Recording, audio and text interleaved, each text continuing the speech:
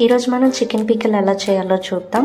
ముందుగా మనం chicken pieces medium size తెచ్చుకోవాలి. మరీ పెద్దవి చిన్నవి కాకుండా. చిన్నవైతే మ్యాష్ అయిపోతాయి, పెద్దవైతే ముక్క సరిగ్గా ఉడకదు.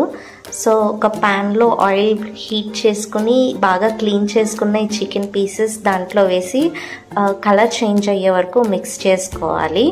సో అలా కలుపుతూ ఉంటే అడుగును మాడిపోకుండా ఉంటుంది. అండ్ దీనిలో సెపరేట్ వాటర్ ఏమి యాడ్ చేయక్కర్లేదు. చికెన్లో ఉన్న ఆయిల్ అండ్ వాటర్ తోటే ఇదంతా బాయిల్ అయిపోతుంది. అలానే మనం చికెన్ పికిల్ చేసుకోవాలన్నప్పుడు ఒక ఫుల్ బర్డ్ తెచ్చుకుంటే బోన్స్ ఉన్నదాంతో కర్రీ అండ్ బోన్లెస్తో చికెన్ పికిల్ చేసుకోవచ్చు. బోన్లెస్ అయితే బాగుంటుంది చికెన్ పికిల్కి. నెక్స్ట్ దీంట్లో మనం కలర్ చేంజ్ అయ్యాక జింజర్ గార్లిక్ పేస్ట్ యాడ్ చేస్తాము. దానికోసం మంచిగా క్లీన్ చేసుకున్న జింజర్ గార్లిక్ని పేస్ట్ చేసుకుందాం. అండ్ జింజర్ గార్లిక్ పచ్చి వాసన పోయేంత వరకు కూడా మనం దాన్ని వేపుకుంటూ ఉండాలి.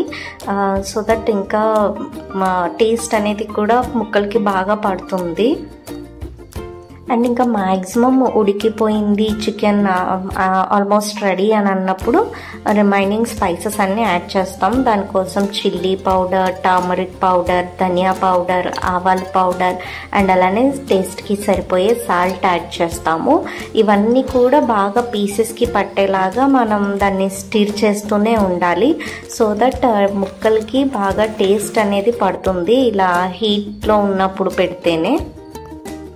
స్పైసెస్ అన్నీ యాడ్ చేశాక లాస్ట్లో ఆవపిండి వేస్తాము. సో దట్ దాని టేస్ట్ మనకి సపరేట్గా తెలుస్తుంది. ఆవపిండి కూడా బాగా కలుపుకొని స్టవ్ ఆఫ్ చేసేసి కూల్ అవనివ్వాలి. కూల్ అయ్యాక ఒక 2-3 లెమన్స్ వరకు మనం స్క్వీజ్ చేసుకుంటే ఇది అలానే 1 మంత్ వరకు స్టోర్ అవుతుంది. సో దట్ లెమన్ స్క్వీజ్ చేసుకున్నాక ఎయిర్టైట్ కంటైనర్లో స్టోర్ చేసుకొని 1 మంత్ వరకు మనం యూజ్ చేసుకోవచ్చు. అంతే, ఎంతో టేస్టీగా ఉండే చికెన్ పికిల్ రెడీ.